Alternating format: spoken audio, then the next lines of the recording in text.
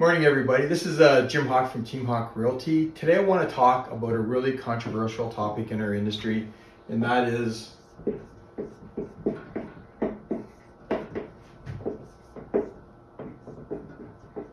multiple offers. Multiple offers are here. We've been living with them for the last couple of years on a really strong basis. They're very stressful for buyers. They can actually be very stressful for sellers. And probably one of the biggest problems that we're running into is the transparency with multiple offers. And what I'd like to do is I'd like to kind of break this down into strategies that are good for buyers and strategies that are good for sellers in the multiple offer situation. Okay. Let's talk about how to deal with multiple offers if you're the buyer. There's really three key drivers that sellers are looking for, and it's important to know what the sellers are looking for if you're making an offer on a property that you want to buy. Three things are price, the terms, and the closing date. First of all, I'll talk about the price. The price isn't obviously one of the most important factors, but as a buyer, you want to pay a price that you're comfortable paying. If you've looked at other properties, your agent's going to do a comparative market analysis and give you an idea what else is sold in the area. The only downside with a comparative market analysis in this kind of an economy is the prices are continuing to go up. So if you do a CMA based on August sales and you're buying something at the end of September, that number may not be relevant based on what the property sold for in August.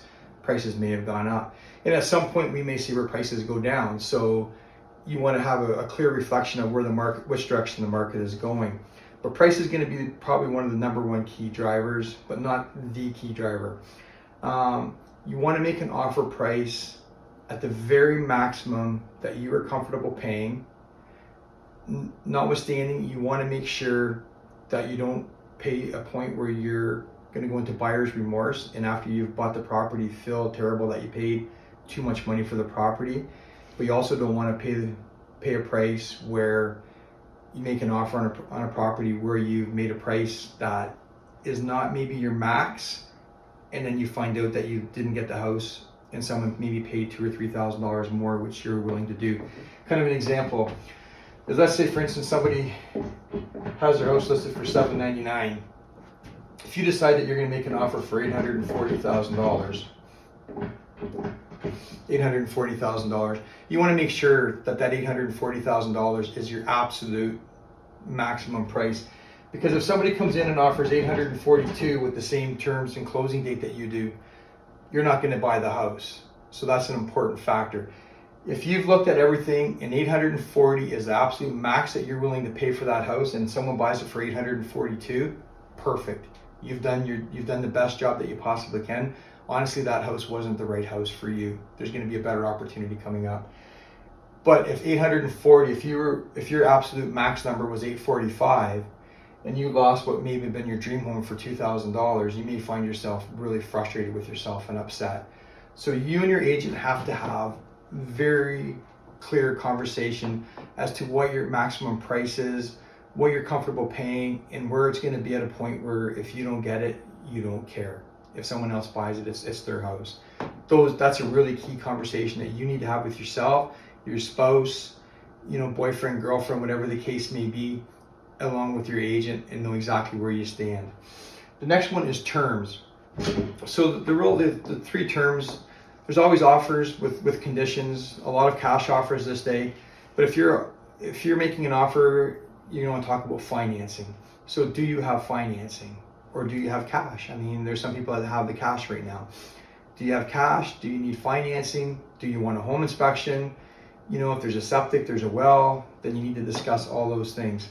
As far as financing, if you go in cash, you want to make sure you have a real clear conversation with your mortgage lender that you are 100% in a position to go in with a cash offer. You don't want to take that chance if you're not at that point. So that's a decision. That's a choice you have to make with your mortgage lender. Home inspection. Right now, a lot of our offers have offer dates on them. So there's usually a 1 week period where sometimes they're holding off on offers, and you have an opportunity to go in and view the property and make offers on a specified date and time. If you really like the house you do have a chance during that period to hire a home inspector and have them come in and do a home inspection on that property. Three things may happen. I mean, you may get the home inspection and go, this house is even better than I thought it was, and be excited about it. You may go, this house has too many deficiencies, I don't even want to buy this house.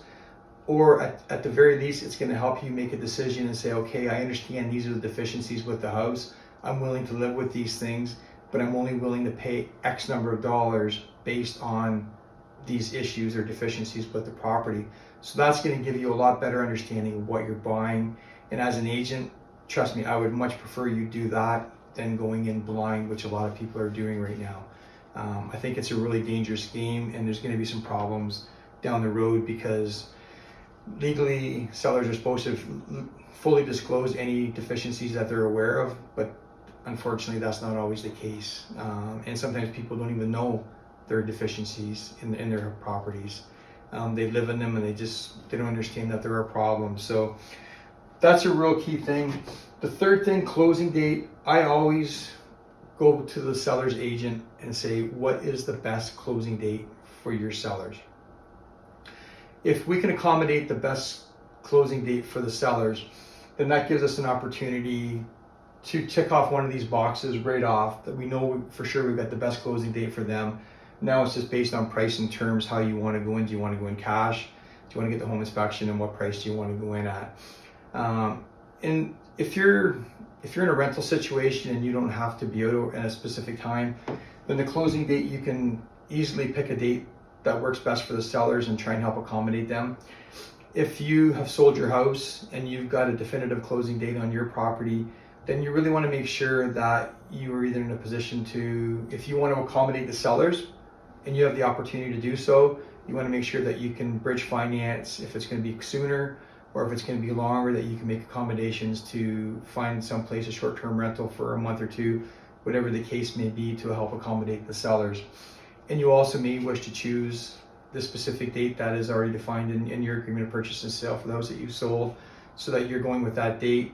And maybe the sellers, if the price is right, you may come up with a little bit more money to help that date come into fruition for you. So, and the sellers look at all these things as well, and they'll look at the price, they're going to look at the terms, and they're going to look at the closing date.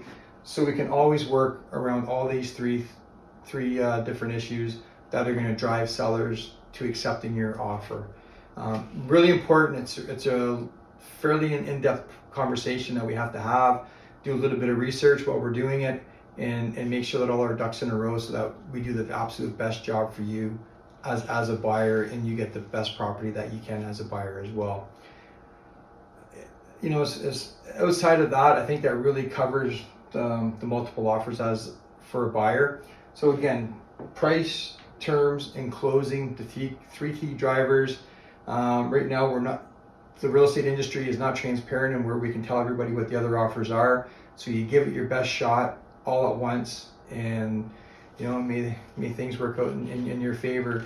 If you have any questions at all, please feel free to contact myself or one of the agents within my office, and we'd be happy to sit down with you and go through this whole process and try and help educate you and understand how the whole buying process works in 2021. All right, thanks.